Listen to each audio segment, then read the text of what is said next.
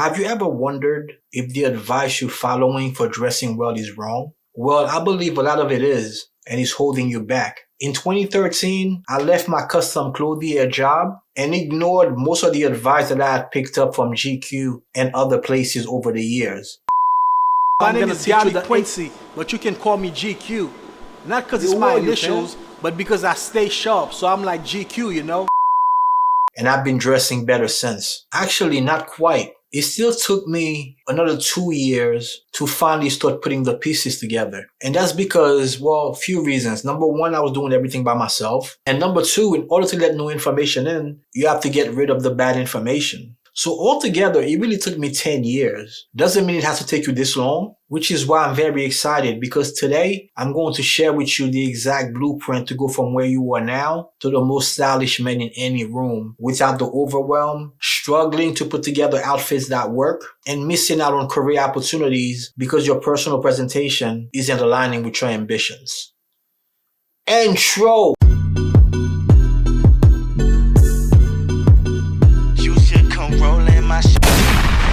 So you're probably wondering, is this actually going to work for me? This will work for guys who always want to make a great first impression and have the outfits introduce them before they even say a word. So if your goal is to keep chasing trends and buying expensive name brands just because you see them in GQ, this is probably not for you, although you're still welcome to watch. How do I know this works? Well, I'm living proof of it right now. That's one great thing about what I do, right? Which is menswear. I don't have to carry around a portfolio because I am the product. So somebody can just look at me and tell if whether or not I'm the person they think can siege them. But it's not just about me. In my career, I've been fortunate enough to work with hundreds of guys and help them accomplishing their goals or being the best dressed wherever they go. And you can see some of the guys on the screen right now. This is my man D'Angelo.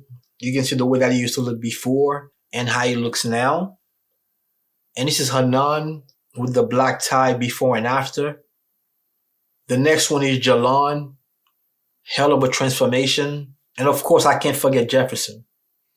Now, before we start, there are 3 things that I want you to be mindful of. Number 1, in this deep dive, I'm going to go real in depth. So I created a guide, which is a summary of everything that we're going to discuss. So if you ever want to catch up, you don't have time to watch the video again, if you want that, you can grab it for free in the link below. Number 2, I'm enrolling a small group this month where I'm going to work with them hands-on so they can be the best dressed in any room. If you think you can use that kind of help, the link is in the description. Not only will you be working with me directly, you'll be working with a group of like-minded guys who all want to see you win. Depending on when you click on the link, we might not be letting anybody in. If that's the case, just enter your name and email and we'll let you know exactly the next time we're going to open the doors. And number 3, even though I've been doing it for a while, I never feel like, okay, I can stop learning now. That's not the way that it works. So I want you to focus on the journey and not the destination. Let's get into it. So there are 3 things that get in the way of most men being well dressed. And we're going to cover all that today using a triangle model. So the blueprint is called well dressed.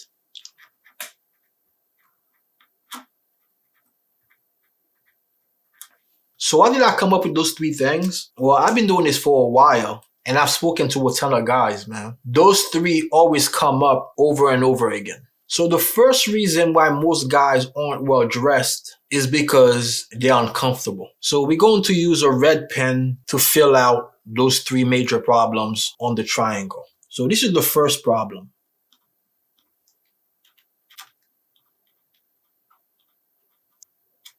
My kids play basketball. We had a game around 6 o'clock one day, 6 p.m. So a lot of the parents went there straight from work.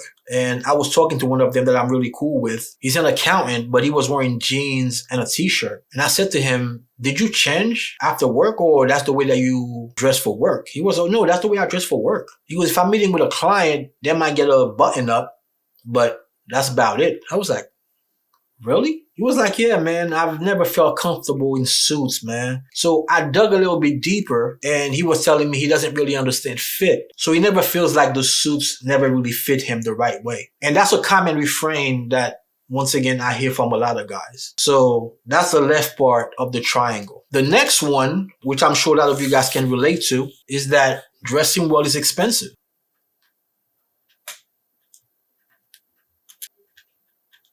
And this one, I don't really blame them because dressing well can definitely cost money. But the thing is, it's not as expensive as a lot of guys make it out to be. It can get pretty expensive because sky's the limit, but you don't have to be buying expensive clothes in order to dress well. We're going to get a lot deeper into that conversation. And the third problem, once again, I hear it almost every day. I work with a lot of busy business professionals and they tell me that dressing well is too time consuming. How many of you guys can relate to that, right? So that's a big problem with a lot of guys. They don't have the time to dress well. What makes it even worse is when it's time for them to go to work, they're standing in front of their closets stressed out because they're not exactly sure what to wear. So the clock is ticking. They finally put something together and then they go to work and they're not even really sure if the outfit that they put together even works. Only to do the same thing over again the next day. So that is definitely not fun, but this is something that I hear all the time. So what we are going to do is come up with solutions for those problems. So instead of a red pen, we're going to use a green one. So instead of being uncomfortable, what most guys want is to be comfortable. You didn't know I was going to reveal such deep secrets today, right? So we're going to write comfortable here in green, which is obviously the opposite of uncomfortable. But being comfortable is more than just the right fit, which you'll see as we start to get deeper into each of those categories. Now, for the second one, dressing while being expensive, the solution to that is classic menswear. I know.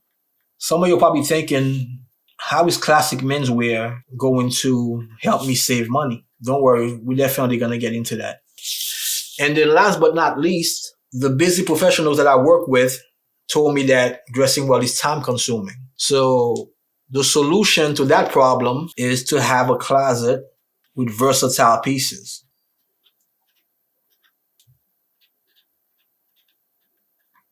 I hope things are starting to make sense, even though we're nowhere near done. All right, so now we're going to grab a blue pen. Blue happens to be my favorite color, by the way. We're going to break down each of those categories. So as I was saying before, being comfortable doesn't just mean that you wear clothes that fit and that's it. It's a major part of it, but it's not everything, right? So when you think about a suit, it's made out of two parts, the jacket and the trousers. Once again, we're breaking new grounds here, guys. But a lot of guys pay a lot more attention to the jacket than they do the trousers. And to me, that's wrong. So that's why in my program, I broke it down into two separate categories, right? So I have the jacket and I have the trousers. I don't just put them all in one. I remember I used to look at guys sometimes. It could be somebody on TV who's sitting behind a desk. Let's say I'm watching SportsCenter or something.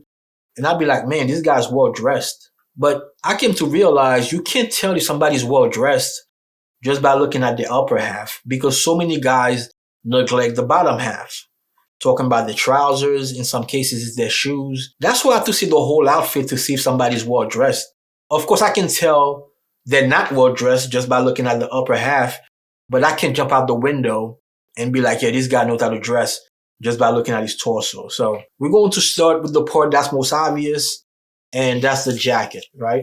So we're going to put jacket fit here.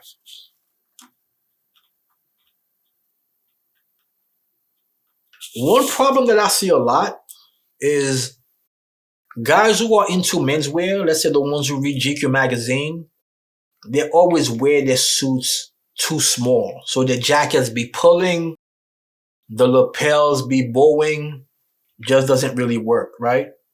Versus the guys who hate to dress up, like the ones who just put on a suit because they have to, those guys usually wear their suits too big. And that definitely reflects in the jacket. Typically it's hanging past their shoulders and just look like a kid who's wearing their dad's clothes. So jacket fit is extremely important. Of course, what I suggest is to have your jacket not be too big and definitely not be too small. You don't want anything pulling. You don't want the lapels to be pulling away from your chest. You want it to fit you perfectly. The next step in the process of being comfortable in your suit is going to be your trousers fit. So we'll put that here.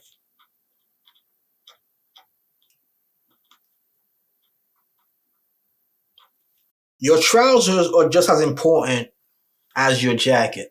What I notice a lot of guys pay no attention whatsoever to their trousers, man.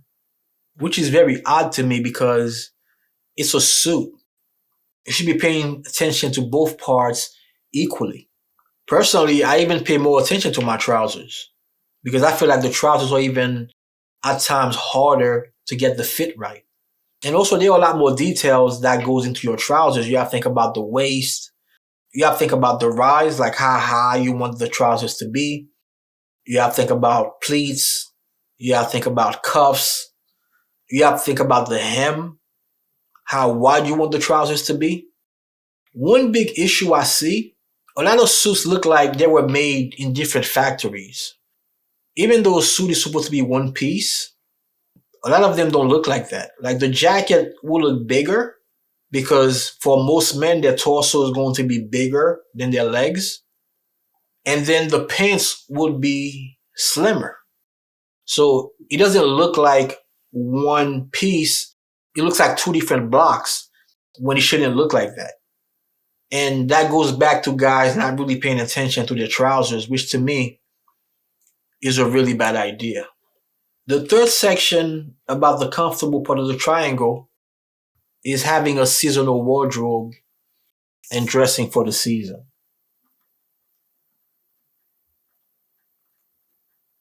This part is just as important as the fit. And I'm going to tell you what I mean. Before, what I used to do is just wear four-season suits all year round. And I would compensate by not wearing a tie in the summer if I didn't have to, and by just wearing a coat over it in the winter. And the problem ended up being I was always too cold in the winter and too hot in the summer. Because the fabrics that I was wearing, they weren't made for those seasons. Now, I'm not saying to just never wear four-season fabrics. Most of your serious suits are going to be in four-season fabrics. But overwhelmingly, I think that your closet should be made out of seasonal fabrics that are made for the season that you're in. So, for example, as I record this video, we are in July, mid-July. It's been pretty hot.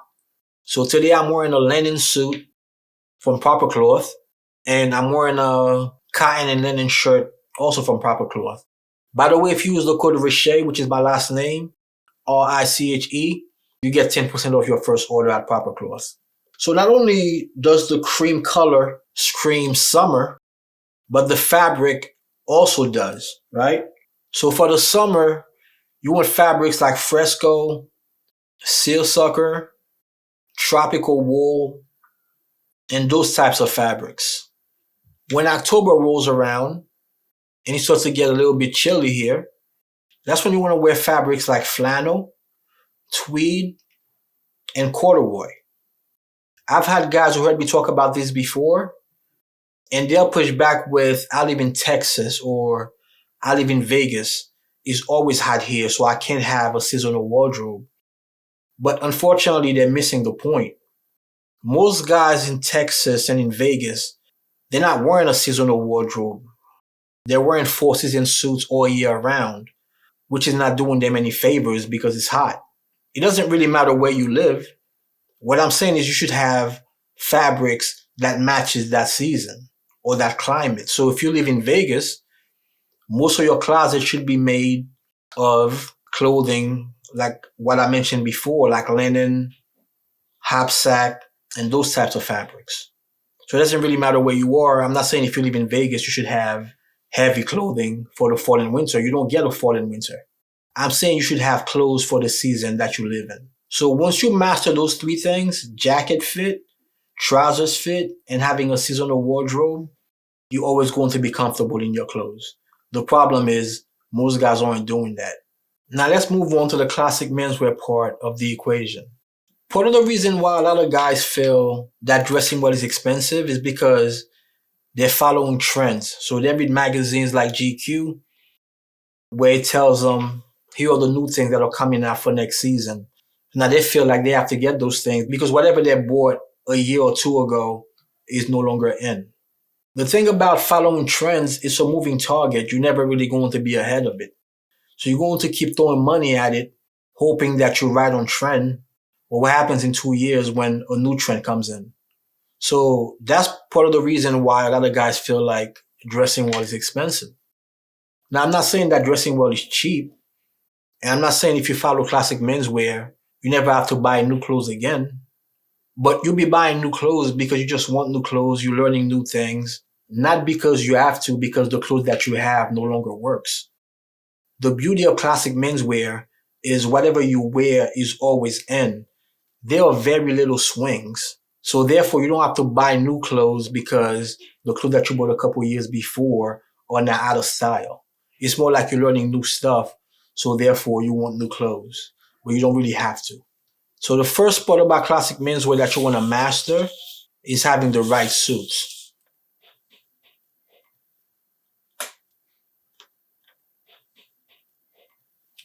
Unfortunately, there's a big problem where a lot of guys don't really know what suit colors to start with because there's so much bad advice out there. It's not a lack of information. It's how do you know it's the right information? I'm sure you all heard this phrase, everybody has to get a black suit. Gotta be one of the worst pieces of advice ever told. The truth of the matter is, nobody needs a black suit. Not until you get all your basics first. So what do I recommend? Different shades of gray. So we're talking about light gray, medium gray, charcoal gray, navy. When it comes to blue in menswear, there's only really one color, which is navy. I guess you can throw midnight navy in there as well.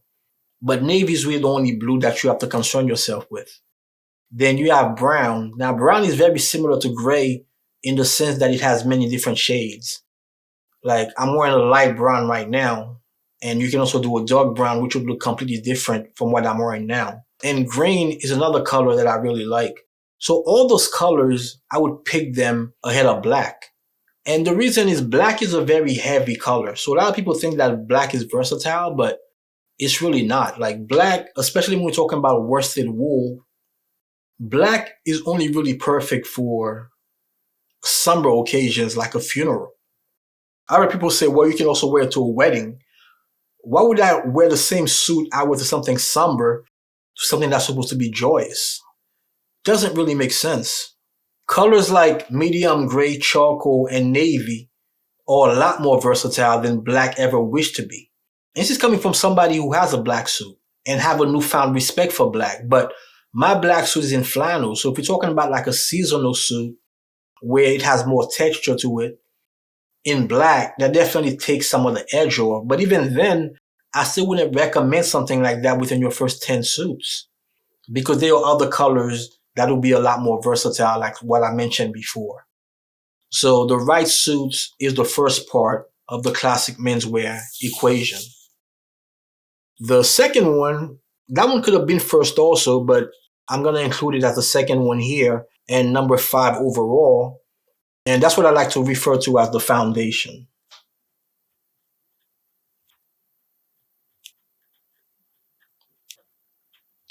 If you're familiar with my channel, you know that I talk about shoes a lot. And that's what most guys know me for, is my shoe content. I'm calling it the foundation for obvious reasons, right? So when you think about a house, the kitchen, the bathrooms, those are the things that a realtor will tell you that usually sells a house. So those things are very important. Don't get me wrong. But all those things are irrelevant if the house is built on a shaky foundation. Menswear is the same exact thing. So let's say you master how a suit should fit. You're dressing for the season. You have the right suit color. If your shoes are trash, none of these things really matter. You can't be well dressed in bad shoes. That's just not a thing. I think some guys think nobody sees their shoes anyway, so therefore they cut corners and get really bad shoes.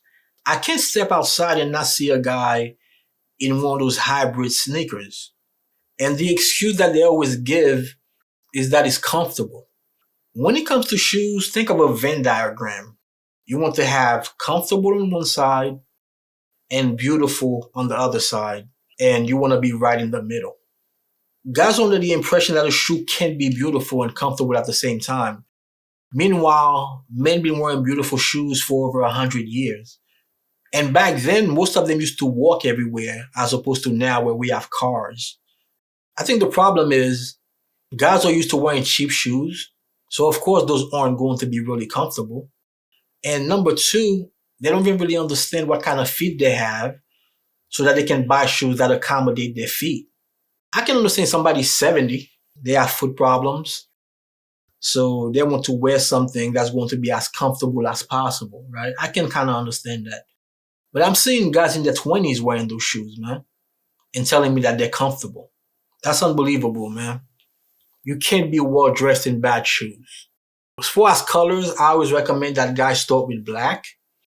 Black is not the most versatile color as far as you can wear them to every occasion. They are the most versatile as far as they'll pair with any color.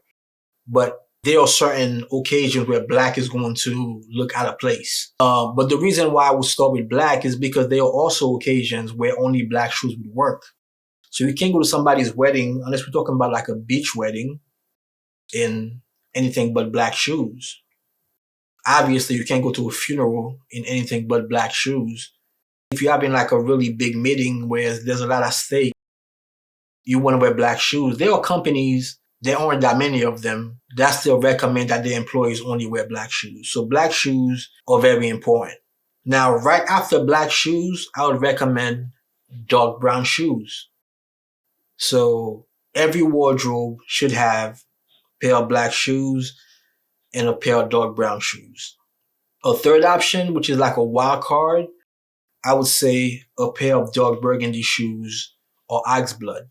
Those shoes are very versatile. They pretty much go with everything, just like dark brown does, except for black. So you can't wear a black suit with anything but black shoes. But as I was saying before, you probably don't need black suit to begin with.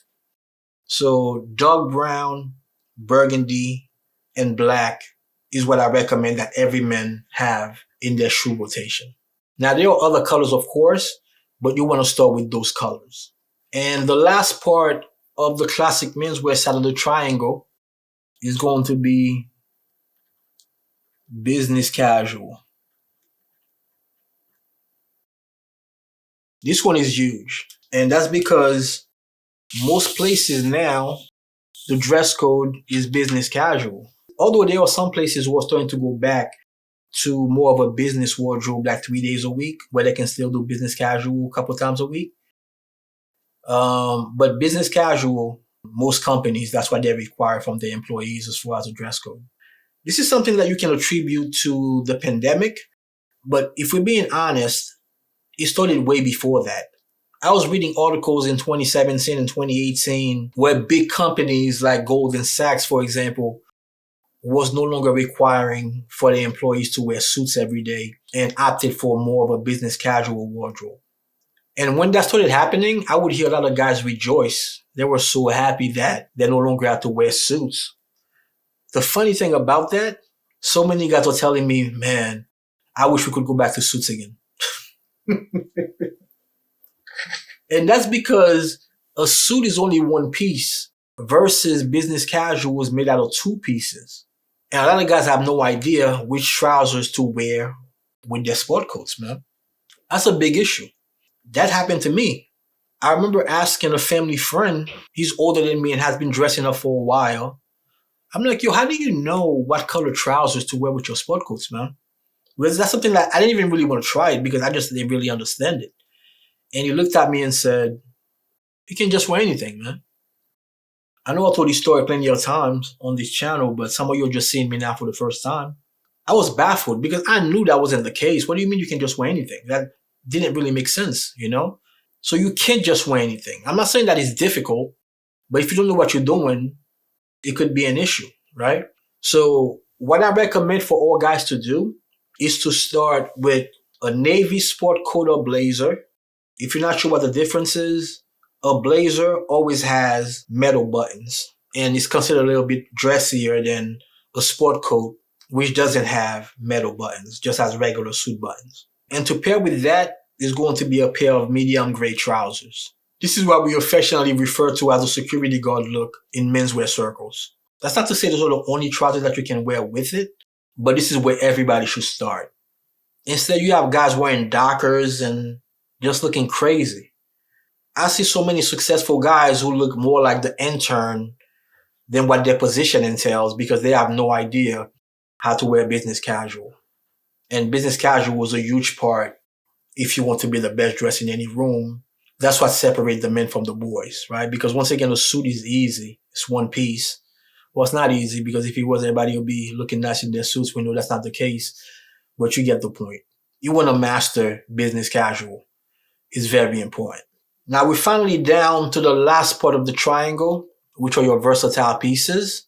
And the first thing that we're going to start with is what I like to refer to as the blank canvas.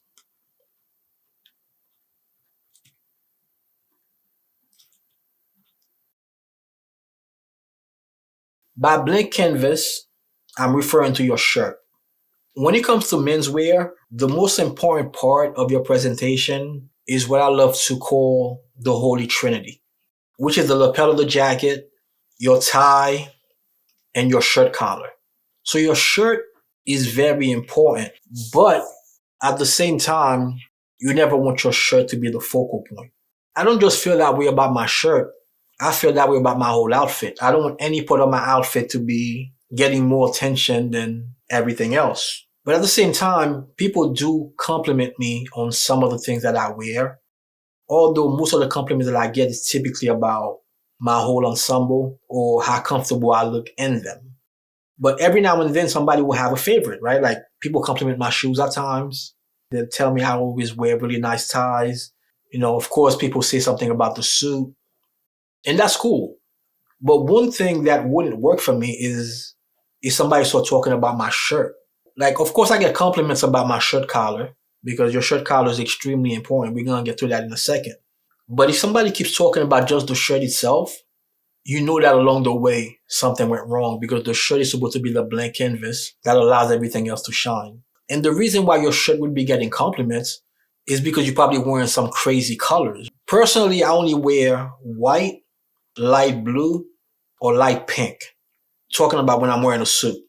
Like today, I'm wearing a light blue and white Bengal striped shirt.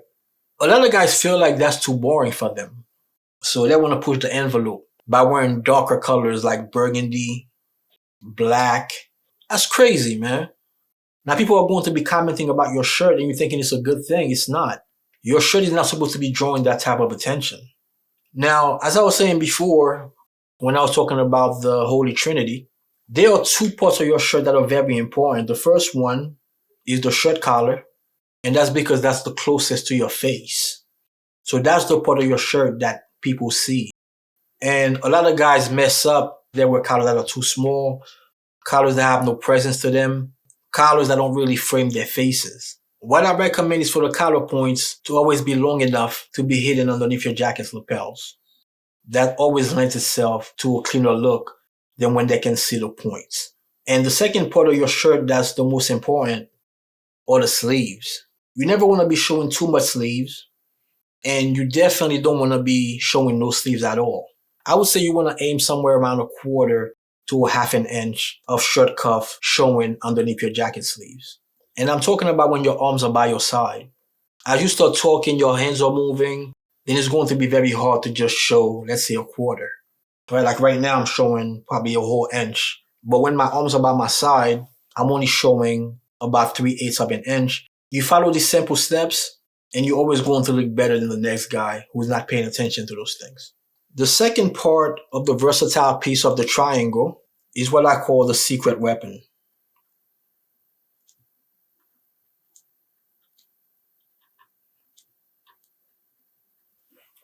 The secret weapon is your tie. And unfortunately, most guys don't take advantage of that. I was watching NFL Live on ESPN. There was 4 guys on the panel. Actually, there were 3 guys on the panel, plus the 4th one was remote. Not one of them was wearing a tie. Absolutely ridiculous, man, because your tie is what separates you from other guys. It is said that when well-dressed men get together, that's how they judge each other by. Because we're all going to be wearing nice shoes. We're all going to be wearing a nice suit. Your tie is what's going to set you apart. And so many guys choose to go tieless now. And even worse, the ones who do wear ties wear some of the ugliest ties. I know so many men who have never bought a tie in their lives because They wear the ones they get for Christmas or Father's Day or their birthdays. Now, no beef against your family members. I'm sure they mean well, but most of them don't have good taste when it comes to ties, man. And to be honest, it's not really their job to have good taste in ties. You're the man. That's your job.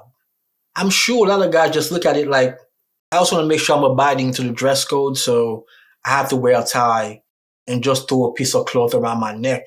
But they're not looking at it like, man, this is really a way for me to set myself apart. And when newer guys come into my program and they ask me where they should start, I always recommend that they start with buying a nice tie. Number one, you never really have to try it on, so it's easy to buy it online.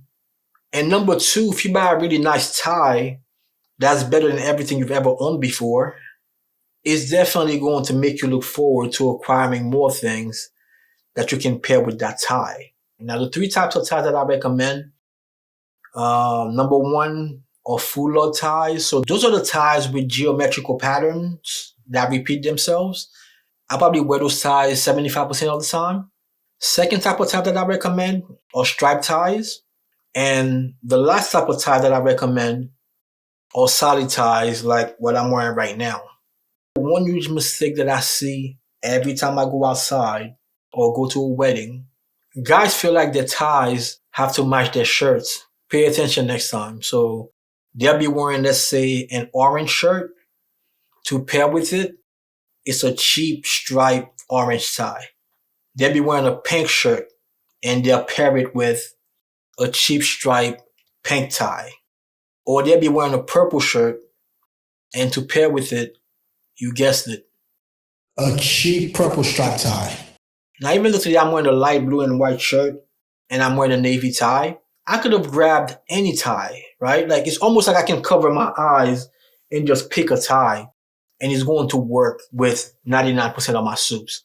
And the reason why I'm saying 99% is because I don't like to wear the same color tie as my suit. So if I'm wearing a navy suit, I'm not going to wear a navy tie because I want them to be different. Not that it's a mistake. For others, it'll work. It just doesn't really work for me.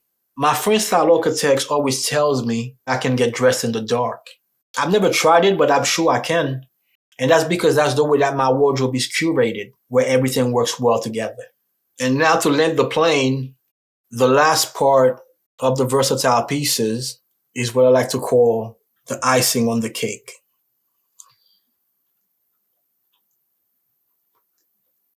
Which are your accessories. Accessories are very important because they show your personality and they put that last final touch to your fit. Unfortunately, most guys either overdo it or they don't take advantage of their accessories, so they don't really wear any. And in both cases, that's a missed opportunity. By overdoing it, you see guys with a bunch of bracelets on, or you see them wearing a bunch of rings, really big lapel pin. It's like a flower or something like that. Now, myself personally, I always wear a pocket square. Speaking about a missed opportunity, not wearing your accessories, I just realized that for the whole video, my pocket square had fell into my pocket.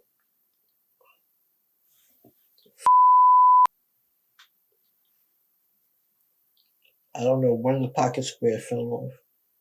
I've since fixed it, but go back in the video and see how much of a difference that the pocket square makes now that I'm wearing it versus when it looked like I wasn't. Unbelievable. And I ain't even planned that. I always wear a watch. In my case, the strap always has to match my shoes. I always wear a lapel pin, but not just any lapel pin. I wear the really subtle ones from my guys at Dapper Woodworks. Like, even though people do comment on my lapel pins, but it's not because it's in their face. It's more like, oh, I never really seen one like that before. That's really cool. I agree. Also, your sock color. A lot of guys overdo it with that too. They'll wear all these stripes and crazy bright colors, which is calling a lot of attention to their feet, as opposed to their face, where the attention should be to begin with. And as far as the watch, You want to wear a dress watch, nothing crazy like an Apple Watch or a tool watch, not when you're wearing a suit. And also you should be opting for a leather strap as opposed to a metal band. Your socks should be muted. Doesn't mean you can't wear colors. Myself personally, I wear burgundy socks probably 75% of the time. The other 25%, I wear dark green socks. So I do like colors, but they have to be muted. And also my socks are solid. Every now and then I'll wear some shadow stripes, but those are still subtle, not some of the clown socks that I see some of the guys wearing out there. So this is my well-dressed framework. You follow these 9 steps, and there's no reason why you can't be the best dressed in any room that you step into. And if you need my help to make sure that you get there faster, that way I can help you implement everything that you learn, click the link in the description. And don't forget to download the guide that summarizes this video. And if you want more, I made a video called 40 Brutal Truths I Wish I Knew at 30. You can watch it here.